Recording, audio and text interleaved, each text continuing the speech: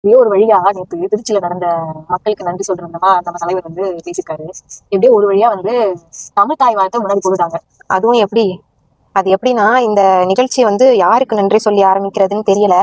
சரி, நம்ம தாய்மொழியாம் தமிழுக்கு நன்றி சொல்லி ஆரம்பிப்போம்னு சொல்லிட்டு ரெக்வஸ்ட் பண்ணி ஒரு வழியா இவங்க மீட்டிங்லயே தமிழ் தாய் வாழ்த்தை வந்து ப்ளே பண்ணிட்டாங்க. ஏன் வந்து இந்த மாதிரில போட்டிருக்காங்கன்னா, இதுக்கப்புறம் வந்து நம்ம தமிழ் தாய் வாழ்த்தை போடாம இருந்தா ஆல்ரெடி நம்ம கேள்வி கேட்டு இருக்காங்க, அதாவது இதுக்கப்புறம் நம்ம போட்டுருவோம் அப்படின்னு சொல்லி இந்த மாதிரில போட்டிருக்காங்க. ஏன்னா இந்த இடத்துல கேள்வி கேட்கறதுக்கு யாரும் வரமாட்டாங்க, அதனால போட்டிருக்காங்க. 1000 தான் இருந்தாலும் போட்டதுக்கு பாராட்டுகள். இந்த தமிழ் தாய் வாழ்த்து தொடர்ந்து நம்ம புஷியானந்த் இருக்காருல்ல, அமைச்சர் புஷியானந்த் இட்டுன்னு போவாரு. அவரே தான். அவர் வந்து என்ன சொல்லியிருக்காருன்னா, மக்களுக்காக தான் நம்ம எல்லாரும் சேவை பண்ணணும், முதலமைச்சர் வந்து தப்பு பண்ணக்கூடாதுன்னு சொல்லியிருக்காருன்னு வந்து ஒண்ணு சொல்லியிருக்காரு. இதை பத்தி நீங்க என்ன நினைக்கிறீங்க? அப்போ அந்த ஃபேக் நியூஸ் எல்லாம் வந்து ஸ்ப்ரெட் பண்றாங்களே, இது வந்து அது வந்து முதலமைச்சருக்கு தெரியாது. அவரோட தெரியாது. அவரோட கவனத்துக்கு இது இன்னும் போகலையோ? இவங்க யார் கவனத்துக்குமே அது இன்னும் போகல. அது யார் பண்றாங்கன்னே தெரியல.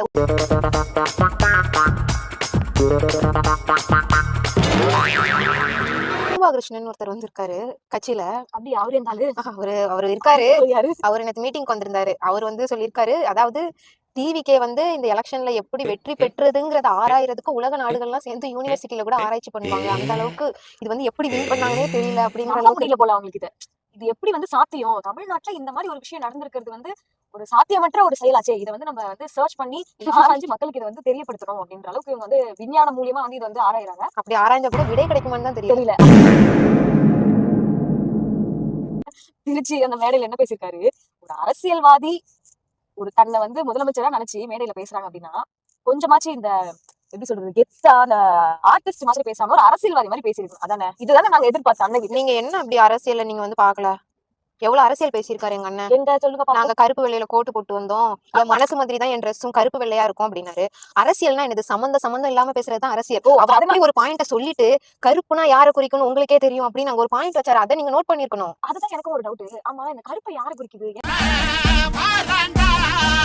ப்ரமோஷன் பண்றதுக்காக இங்க எடுத்து வந்திருப்பாரோ? அப்படி சூட்சமமா பேசுறதுதான் அரசியல்.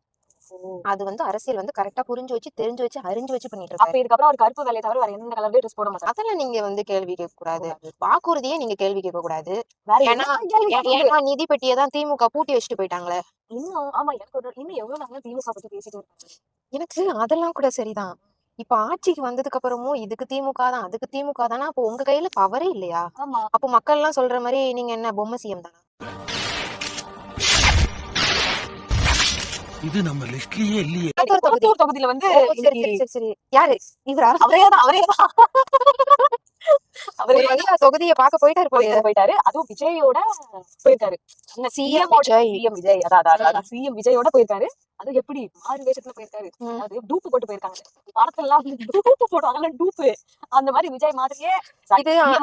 அது என்னன்னா அந்த கச்சேரியில எல்லாம் 90ஸ்ல நடக்கும்போது கச்சேரியில எல்லாம் அந்த எம்ஜிஆர் மாதிரி, சிவாஜி கணேசன் மாதிரி, ரஜினி மாதிரி எல்லாம் வேஷம் போட்டு ஆடுவாங்க. அந்த மாதிரி ஒரு ஆர்டிஸ்ட் கூட்டிட்டு போயிருக்காங்கன்னு நினைக்கிறேன். அந்த மாதிரிதான் எனக்கு தெரிஞ்சு இந்த போற போக்க பார்த்தா 234 தொகுதியிலயுமே வந்து ஐயா போக மாட்டாரு போல நம்ம சிஎம். அவருக்கு என்ன இது மட்டுமா வேலை? எவ்வளவு வேலை இருக்கு அவருக்கு.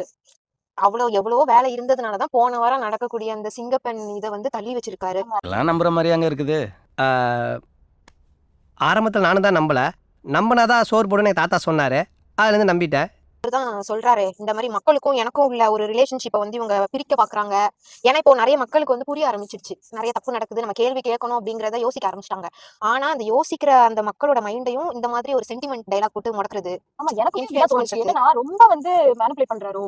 ரொம்ப வந்து அவங்களுக்கு ஓட்டு போட்ட மக்கள் வந்து அவர் என்ன சொன்னாலும் கேட்பாங்கன்ற அந்த ஒரு தைரியத்தினால அவர் இஷ்டத்துக்கு அடிச்சு விடுவாங்க. இது வந்து முன்னாடிதான் அடிச்சு விட்டாருன்னு பார்த்தா இப்பவும் வந்து அதை மாத்திக்காம அதை வந்து அதை அப்படியே மெயின்டைன் பண்றாரு. இப்படிதான் 5 வருஷமா மெயின்டைன் பண்றாரு. நடிகன் தான் அந்த மாதிரி சொல்லலாம். அவர் அதுதான் நடிகன் தான். இதுக்கப்புறம் ஒரு அரசியல்வாதியா மாறி கொஞ்சம் தெரிஞ்சு கத்துக்கிட்டு வந்தாருன்னா நல்லாதான் இருக்கும். நல்லா சொல்றோம், பாப்போம் என்ன நடக்குது. இதுல வேற சில டிவிகே தம்பிகள், அண்ணன்கள், அங்கிள்ஸ் எல்லாருமே ரொம்ப வருத்தப்படுறீங்க. நாங்க வந்து ரொம்ப தாக்கி பேசுறோம், அடிச்சு பேசுறோம், நொறுக்கி பேசுறோம்னு. என்ன பண்றது? 100 ஃபேக் நியூஸ் வருது. ஒண்ணு வந்து ஒழுங்கான ஒரு நியூஸ் வருது. இந்த 100ஆல இந்த ஒண்ணு நம்ப முடியுமா? அதையும் பொய்யும் தான் எங்களால நம்ப முடியுது. ஃபேக்ட் செக் பண்ணா கூட அது பொய்யும் தான் வருது. நீங்களும் கேட்க மாட்டீங்க. கேட்கல, எங்கரையும் கேட்காதீங்க. அண்ணனுக்கு டைம் கொடுங்கன்னா அது எப்படி கொடுப்போம்? What bro, it's very wrong bro, very wrong.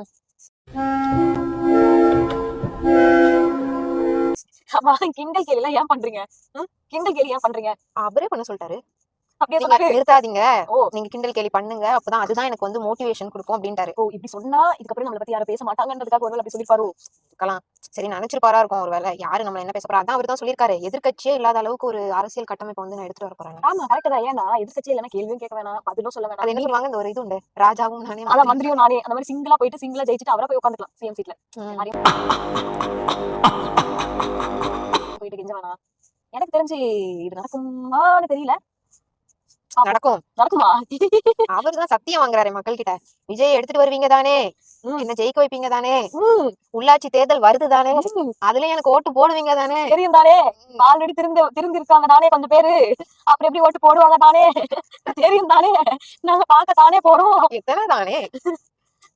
தற்குறியா தற்குறி. ஆமா, அது அது ரொம்ப தெரியுமா? ரொம்ப கோவம் வரப்பட்டாரு. ஏன் அவருக்கு கோவம் வருது. ஏன் மாமா கோவம் வந்துருச்சு. வருது? தற்கூரி எனக்கு வாயில வந்துரும் அப்படின்றாரு. என்ன ஏன் தற்குறின்னு சொல்றாங்கன்னு அதை யோசிக்க மாட்டாரோ? அவர் வந்து என்ன சொல்ல வராரு, இப்ப நான் வந்து பேசல இல்ல, அது வந்து அவர் வந்து குறிப்பிட்டு சொல்ல மாட்டாரு பிரஸ் மீட் கொடுக்கல அப்படிங்கறத. பேசலன்றாரு. பேசாததை வந்து நீங்க எப்படி தற்கூரின்னு சொல்ல முடியும் அப்படின்றாரு. ஆமா ஏன் பேசல? ஏன் பிரஸ் மீட் கொடுக்க மாட்டாங்க?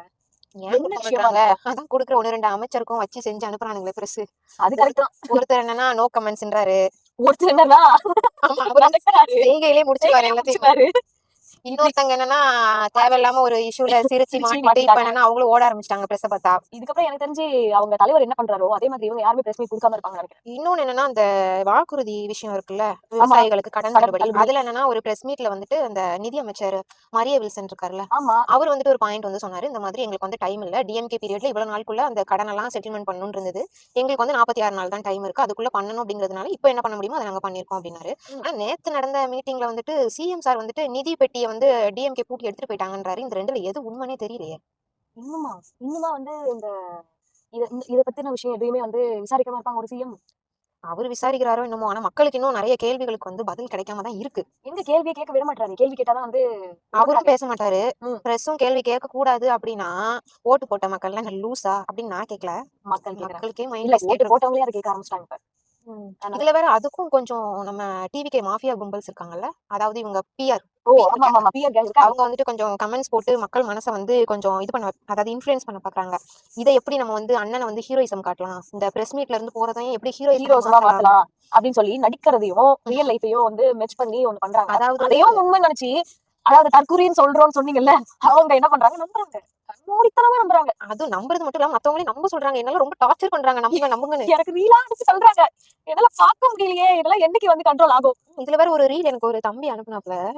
அதுல வந்து ஒருத்தர் பேசுறாரு. அவரு எதுக்கு வந்து எங்க அண்ணன் பிரஸ் மீட் கொடுக்க மாட்டேங்காரு அப்படிங்கறத ஜஸ்டிஃபை பண்றாரு. அவரு அந்த வீடியோல என்ன சொல்றாரு அப்படின்னா, பிரஸ் எல்லாம் வந்துட்டு உண்மையா இல்லையா, அவங்க வந்து இவருக்கு வந்துட்டு எப்படி இவர் மேல சாயம் பூசணுமோ அப்படி பூசிட்டு வந்துருவாங்க. ஒருவேளை எதிர்கட்சியில இருந்து காசு வாங்கிருப்பாங்களோ? இப்போ ஆளுங்கட்சி இவங்க தானே. சரி இந்த ரீல் எல்லாம் ஒரு வின் பண்றதுக்கு முன்னாடி வரைக்கும் ஓட்டி இருந்தா பரவாயில்ல. ஆமா இப்ப வின் பண்ணி ஆட்சியை புடிச்சு சீட்லயே உட்காந்தாச்சு, இன்னும் இதே ரீல ஓட்டிட்டு இருந்தா எப்படி அதுதான் எனக்கு ஆகும்னா, விஜயகாந்த் சார் வந்து இழுத்துட்டு வந்துடுறாங்க. இப்படிதான் எங்க விஜயகாந்த் சார் வந்து பிரஸ் மீட் வந்து இது பண்ணி அவரை கலாய்ச்சதுல பாதி பேர் நீங்க தானடா. அதுதான் சொல்றேன். இதெல்லாம் விஜயகாந்த் இருந்து கேட்டிருந்தாருன்னா என்ன பண்ணிருப்பாரு தெரியுமா? அதே ஒரு தூக்கி அடிச்சிருவா பாத்துக்கணும் ஒரு டைலாக். தூக்கி அடிச்சிருப்பாரு. தூக்கி அடிச்சிடும் பாத்துக்க. அவங்க அண்ணன் வந்து பிரஸ் மீட் கொடுக்காது லெஃப்ட் ஹேண்ட் டீல் பண்றாராம் அவரு.